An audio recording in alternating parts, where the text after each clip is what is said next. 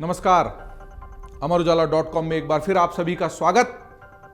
मुद्दा वही है, president of Bharat, prime minister of Bharat. खानों को आदत क्या थी सुनने की, अगर अंग्रेजी में, वो भी रोमन स्क्रिप्ट में अगर लिखा जा रहा है तो होगा president of India, prime minister of India.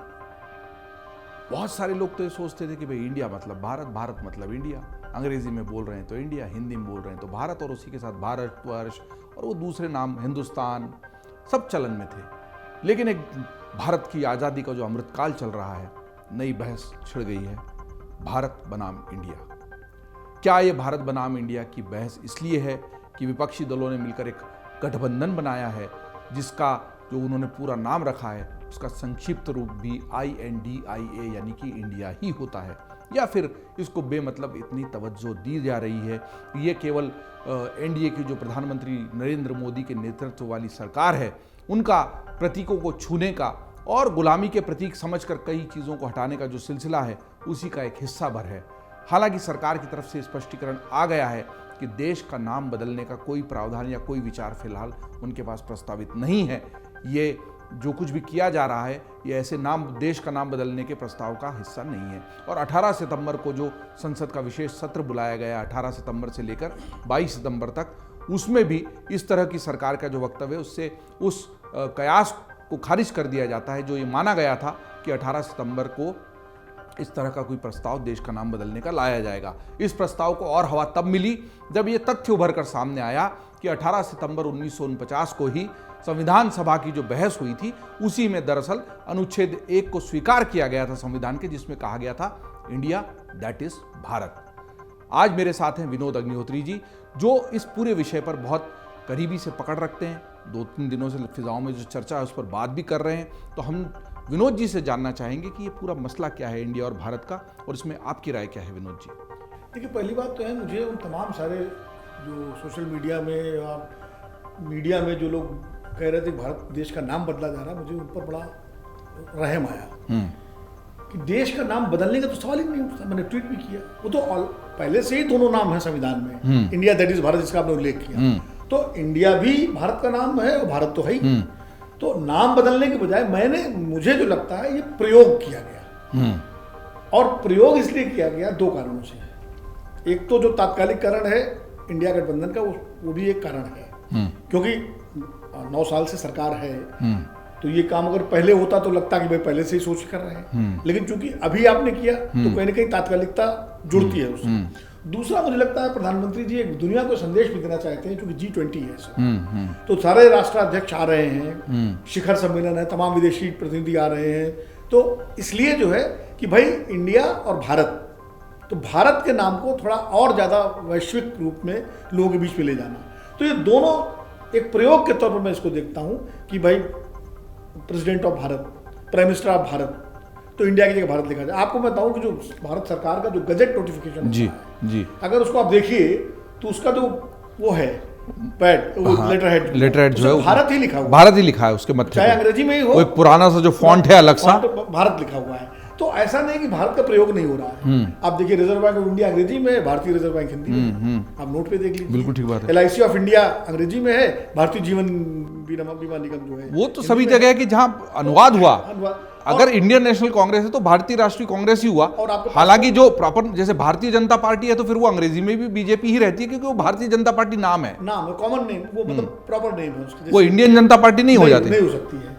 अब जैसे आपका पासपोर्ट आप देखिए तो रिपब्लिक ऑफ इंडिया और भारत गणराज्य दोनों हैं। लेकिन मैं आपको उस बिंदु पर वापस मैं इसको इंडिया बनाम भारत के रूप में नहीं देखता हूं, मैं इसको भारत का प्रयोग बढ़ाने के रूप में देखता हूं कि भारत का चलन और ज्यादा हो, ये इस रूप से सरकार की कोशिश। लेकिन आपने फिर भी ये तो कहा ना विनोद जी कि ये कहीं ना कहीं जो विपक्षी गठबंधन का नाम INDIA है, कहीं ना कहीं उसका प्रभाव है।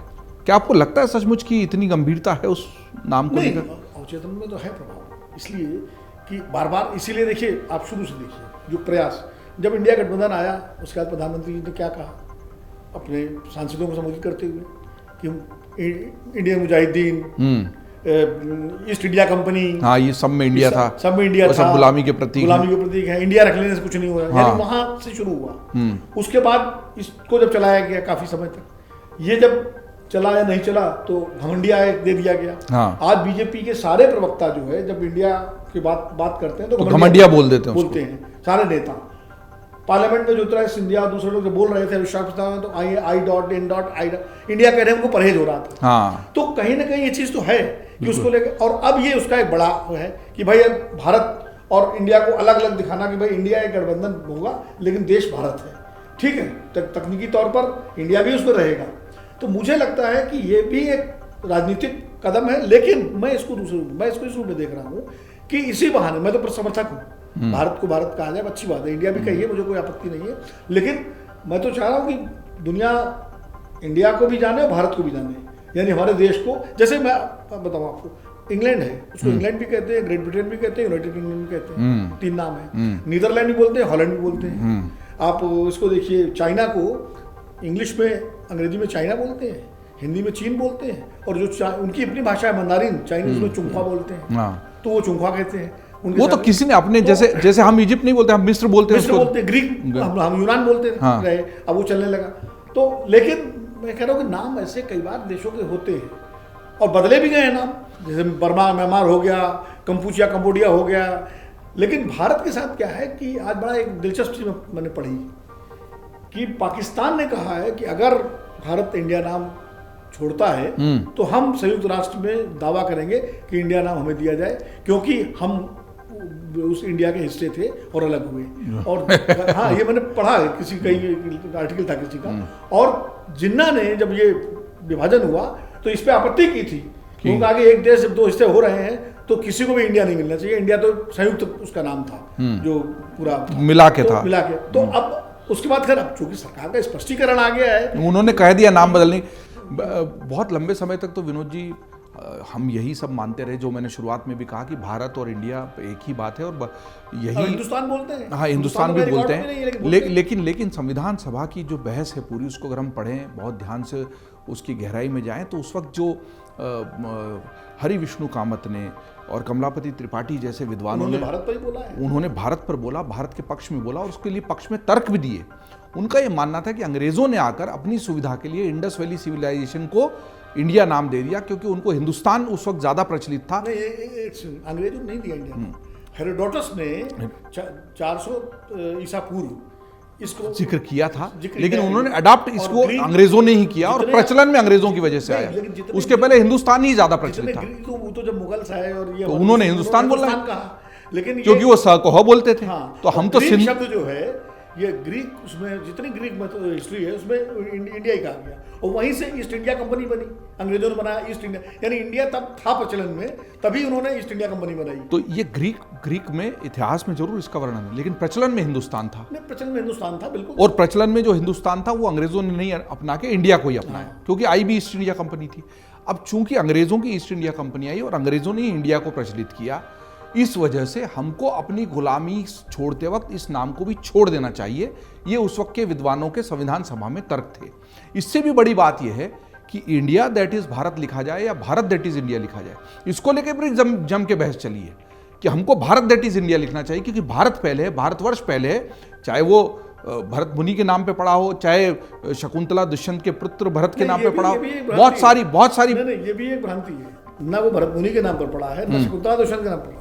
जो ऋग्वेद का सूक्त है उसकी भारत जो सबका भरण पोषण वो भूमि। देखिए, चूंकि ये तीनों चीजें हैं संदर्भ में, और तीनों में से केवल एक किसी की वजह से ही पड़ा, ऐसा कहीं किसी विद्वान ने स्थापित नहीं किया है। भारत ये ऋग्वेद में स्थापित है, ऋग्वेद में है, इसीलिए उसको ये बात मुझे किसने बताई और बाद में देखा, मतलब आप सहमत होंगे, डॉक्टर मुरली मनोहर जोशी आज की तारीख में तो बड़े विद्वान है और अध्ययन है उनका पूरा विद्वान। उन्होंने कहा कि ये बोले ये जनश्रुति है कि राजा भरत के नाम पर या भरत मुनि के नाम पर, लेकिन जो डॉक्यूमेंटेड है वो ऋग्वेद के बारे में। और ऐसे ही हमने भी अपने अमर उजाला पर बहुत सारे संदर्भ दिए हैं कि 2500-3000 साल पुराने शिलालेख जो लिखे हुए थे गुफाओं में, उसमें भी भारत का उल्लेख मिलता है। तो जितने विद्वान थे, इनके भाषणों को सुने तो उनका ये मानना था कि हम चूंकि लगातार आक्रांताओं के आक्रमण के दमन में रहे, उसके बाद 200 सालों की बाकायदा गुलामी रही, उपनिवेश बन के रहे, तो अगर हमें उस मानसिकता से दूर जाना है, अपना खोया हुआ आत्मसम्मान प्राप्त करना है, तो हमें अपने पुरानी संस्कृति से जोड़ने वाला कोई नाम है हमारी संस्कृति को, हमारे वेदों को, हमारी ऋचाओं को हमको याद दिलाने वाला महर्षि, ये पूरी कमलापति त्रिपाठी जी के भाषण के अंश पढ़ रहा हूँ, जिसको कल हमने अमरउजाला.com पर प्रस्तुत भी किया। तो हमें वेदों से, ऋषि मुनि की धरती से जोड़ने वाला कोई नाम है तो भारत, और हमें उसी को प्रमुखता देनी चाहिए। दुर्भाग्य ये रहा कि उस केवल भारत को भी वोट नहीं मिले संविधान सभा की उस बैठक में। आखिर में वोटिंग की नौबत आ गई। डॉक्टर राजेंद्र प्रसाद संविधान सभा की अध्यक्षता कर रहे थे और डॉक्टर भीमराव अंबेडकर तो ये मानना था कि ये बहस ही फिजूल है, और उन्होंने कई बार टोका, लेकिन सारे विद्वानों ने उनको अलग करते हुए बहस को जारी रखा। और आखिरी में कमलापति त्रिपाठी जी के ही अनुरोध पर डॉक्टर राजेंद्र प्रसाद ने वोटिंग शुरू करवाई। एक के बाद एक 8-10 प्रस्ताव रखे गए, केवल भारत का वो भी गिरा, केवल इंडिया का वो भी गिरा, भारत दैट इज इंडिया का प्रस्ताव भी गिरा, और इंडिया दैट इज भारत का प्रस्ताव आखिर में स्वीकृत हुआ, और इसीलिए इंडिया दैट इज भारत हुआ। मुझे लगता है उसमें जो उस वक्त संविधान सभा के सदस्य रहे होंगे, जिन्होंने उसको स्वीकार किया, उनकी एक दृष्टि रही होगी, क्योंकि 200 साल तक अंग्रेजों के शासन के दौरान दुनिया में इंडिया के नाम से भारत जाना जाता था, तो उनको लगा होगा कि दोनों रखें, हमारी जो सांस्कृतिक जड़ें हैं भारत भी रहे और जो पहचान दुनिया में इंडिया के रूप में बनी वो भी बनी रहे। तो एक बीच का रास्ता निकाला गया, इसीलिए इंडिया दैट इज भारत का उल्लेख उसमें किया गया। एक चीज मैं कहूँ, मान लीजिए मैं इस सरकार पर, आप देखिए मोदी सरकार ने सारे कार्यक्रम जो है startup India, make in India, ये तो सवाल तभी उठा था जब उन्होंने इंडिया को गलत, सब कुछ सब में इंडिया लगा हुआ है। तो अगर वाकई आप इसके लिए चिंतित होते तो जब आपकी सरकार आई थी तो सारे कार्यक्रम आप खेलो भारत, स्टार्टअप भारत, ये जीतेगा भारत, इसका मतलब कहीं ना कहीं ये जो विपक्ष का कहना है इंडिया गठबंधन का कि साहब चूंकि हमने इंडिया कर लिया इसलिए आप परेशान होकर के इसको बदल रहे हैं, तो उसमें एक बल मिलता है उनकी इस बात को। नहीं तो अगर आप वाकई गंभीरता होती तो आप शुरू से करते इस बात को कि भाई हमारा एक कमिटमेंट है, हम इसको लेके आए, हम कर रहे हैं। हालांकि उन्होंने ये तो स्पष्ट कर ही दिया और ये कहा है कि प्रधानमंत्री के इसके पूर्व के भी 1-2 जो दौरे हुए हैं उसमें भी उनके जो निमंत्रण गए या आधिकारिक जो भी डॉक्यूमेंट छपे थे उसमें प्राइम मिनिस्टर ऑफ भारत ही लिखा गया था। अभी वो जो आसियान की समिट में इंडोनेशिया प्राइम मिनिस्टर के ट्विटर हैंडल में प्राइम मिनिस्टर ऑफ इंडिया लिखा हुआ है अभी भी, आज की तारीख में, इस समय भी। तो अगर ऐसा ही है तो उन्हें वहां भी बदल देना चाहिए। मैं कह रहा हूं क्यों बदलें, मैं तो मोदी जी के मतलब समर्थन में होगी। वो इंडिया का नाम न बदल के भारत के नाम को प्रचलित करना अगर चाहते हैं तो बहुत अच्छी बात है। हाँ, यहाँ लड़ाई की बात नहीं है, यहाँ ये है कि जो रहते हुए आप भारत को आगे बढ़ाएं। भारत जो कैबिनेट की बैठक हुई है एशियान देशों की बैठक में जाने से पहले प्रधानमंत्री की, उसमें तो ये स्पष्ट तौर पर कहा गया है कि इंडिया बनाम भारत वाला जो विवाद है इसमें हर कोई भाजपा का नेता मंत्री बयान नहीं दे, जो लोग अधिकृत हैं वही दे, क्योंकि वो भी मानते हैं कि संजीदा मसला है। एक स्पष्टीकरण आप देखिए, आप दिल्ली में जितने होर्डिंग लगे हुए हैं पोस्टर G20 के, सब में भारत और इंडिया दोनों है। ये तो प्रचलन हम देखते रहे, जैसे आपने कहा पासपोर्ट पर, कागजों पर, हम सब जगह देखते रहे, और अधिकतर जनमानस में यही बात है कि अंग्रेजी में बोलेंगे तो इंडिया और हिंदी में बोलेंगे तो भारत है। लेकिन जब निमंत्रण, और इसलिए भी विवाद बना कि जब प्रेसिडेंट ऑफ भारत वाला ये निमंत्रण सामने आया तो हो सकता है उस पर बवाल नहीं होता कि भाई सामान्य प्रक्रिया है, लेकिन उस पर जयराम रमेश का ट्वीट आना भाई कांग्रेस के, और उनका यह कहना कि ऐसा कर कर संघवाद से दूर जाने की कोशिश भाजपा कर रही। मुझे लगता है वो ओवरबोर्ड चले गए, थोड़ा ओवर रिएक्ट कर गए। मुझे लगता है क्योंकि उन्होंने कहा कि उसमें लिखा है India that is Bharat which is union of states, तो India that is Bharat union of state है, और अगर केवल भारत कहते हो तो यूनियन ऑफ स्टेट नहीं। मुझे लगता है इंटरप्रिटेशन ही गलत है।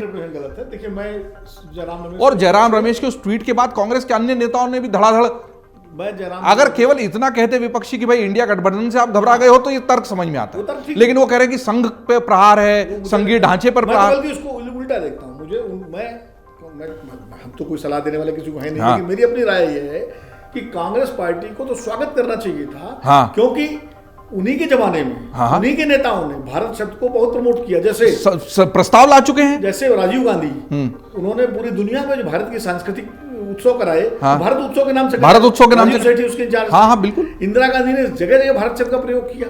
और सर, कमलापति त्रिपाठी किसकी पार्टी से थे? वो तो संविधान सभा की बात की बात। अरे पर बाद में तो कांग्रेस में ही रहे ना। मैं दूसरी बात कर रहा हूँ, संविधान सभा में उन्होंने कहा, मैं इनकी बात कर रहा हूँ, ये सब होने के बाद, और उसके बाद राहुल गांधी की भारत जोड़ो यात्रा, उसमें खुद भारत जोड़ो यात्रा थी।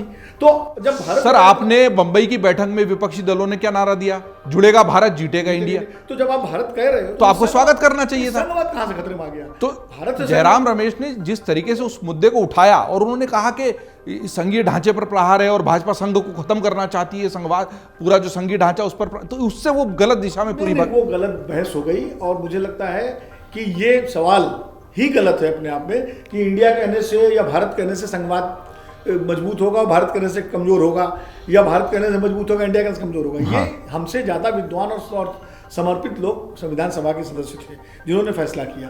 और इसीलिए मैं कह रहा हूं कि कांग्रेस के प्रवक्ता जो है जयराम रमेश जी ने ये बहस ही गलत दिख और उसमें फिर संदर्भ जुड़ते चले गए, क्योंकि 2 सितंबर का ये एक मोहन भागवत जी का जो आरएसएस के प्रमुख है उनका भाषण था कि हमें भारत कहना चाहिए। तो ये भारत कहना चाहिए और भारतवर्ष कहना चाहिए तो संघ की रीति नीति शुरू से रही है, और वो सांस्कृतिक राष्ट्रवाद का जो पूरा आह्वान करते हैं उसमें भारत प्रमुखता से लाते हैं। जयदीप जी, आप जरा पाकिस्तान को देखिए, पाकिस्तान के किसी भी एंकर से बात करिए, पाकिस्तान के किसी भी नेता का आप सुनिए, वो इंडिया नहीं कहते, वो हिंदुस्तान, या तो हिंदुस्तान या भारत कहते हैं।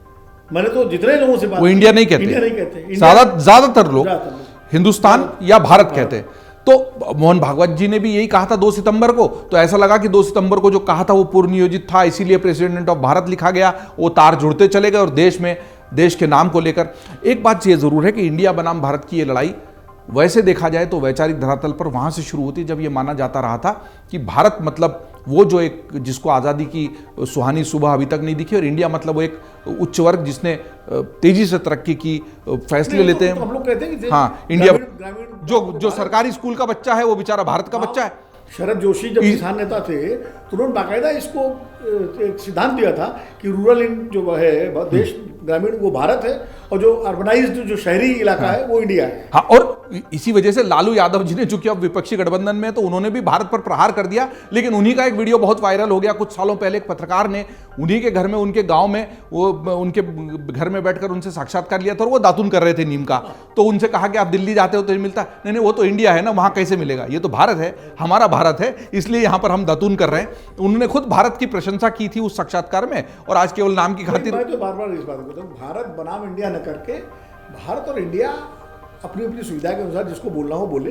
देश का नाम तो संविधान में दोनों हैं, और जब प्रचलन में दोनों हैं तो आप अंग्रेजी में भारत इस्तेमाल करें, हिंदी में इंडिया इस्तेमाल करें, या अंग्रेजी में इंडिया इस्तेमाल करें या हिंदी में भारत इस्तेमाल करें, ये पूरी व्यक्ति की स्वतंत्रता है और संस्थाओं की स्वतंत्रता। अगर दोनों ही नाम प्रतिध्वनि उनकी वही है, अर्थ वही है, भावार्थ वही है, तो दिक्कत नहीं होना चाहिए। वैसे शेक्सपियर ने जरूर कहा था कि नाम में क्या रखा है, लेकिन जब हम संविधान सभा में विद्वत जनों के भाषण सुनते हैं तो हमको लगता है कि नाम में भी बहुत कुछ रखा है। वो हमें अपने देश, धरातल और संस्कृति से जोड़ने और उससे एकाकार होने का अवसर देता है। लेकिन उसके बाद जब हम इतने लंबे समय तक, आज़ादी के अमृतकाल तक, दोनों ही नामों को साथ में लेकर चले आए हैं, और उसमें कोई विभेद केवल राजनीति की वजह से करना चाहे तो उसको इस राजनीतिक विभेद की इजाज़त देनी नहीं चाहिए। क्योंकि जब हम चांद पर जाते हैं तो भारत जाता है, इंडिया भी जाता है। जब हम मंगल, इंदिरा गांधी ने राकेश शर्मा से क्या पूछा था, हाँ, वहां से ऊपर अंतरिक्ष से भारत कैसा दिखता है, तो उन्होंने कहा सारे जहां से अच्छा हिंदुस्तान।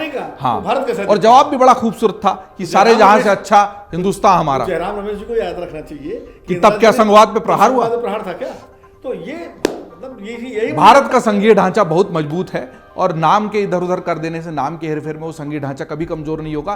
क्योंकि वही जो नाम रखने वाले विद्वानों की बहस थी वो हमको ये बताती है कि कितनी मजबूती से उन्होंने इस संविधान को गढ़ा, और उन्होंने सारे किंतु परंतुओं को पहले ही देख लिया था। लेकिन राजनीति इन किंतु परंतुओं को बीच में लाती रहेगी, और इन किंतु परंतुओं से परे ले जाकर सारा विश्लेषण आप तक लाने की जिम्मेदारी अमरउजाला.com निभाता रहा है, हम निभाते रहेंगे। इसीलिए विनोद जी को हमने आज इस बातचीत के लिए आपके बीच बुलाया। विनोद जी बहुत धन्यवाद। और बहुत सारे ऐसे मुद्दे जिस पर चर्चा विनोद जी के साथ होती रहती है, आप प्रतिक्रिया भी देते हैं, आप हमारा उत्साह बढ़ाते हैं, कमियां भी बताते हैं। इस प्रतिक्रिया को जारी रखिए। हमारे YouTube चैनल को, Facebook के पेज को, हमारे इंस्टाग्राम को, हमारे ट्विटर हैंडल को, सभी को लाइक फॉलो करते रहिए। लेकिन सबसे महत्वपूर्ण होती है आपकी प्रतिक्रिया, जो हमारा हौसला और हमारा उत्साह बढ़ाने वाली होती है। इसलिए आप लगातार देखते रहिए अमरउजाला.com।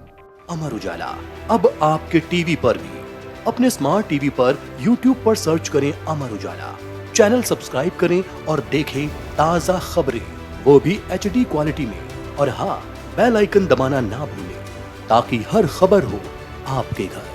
अमर उजाला, निष्पक्ष, निर्भीक, निरंतर।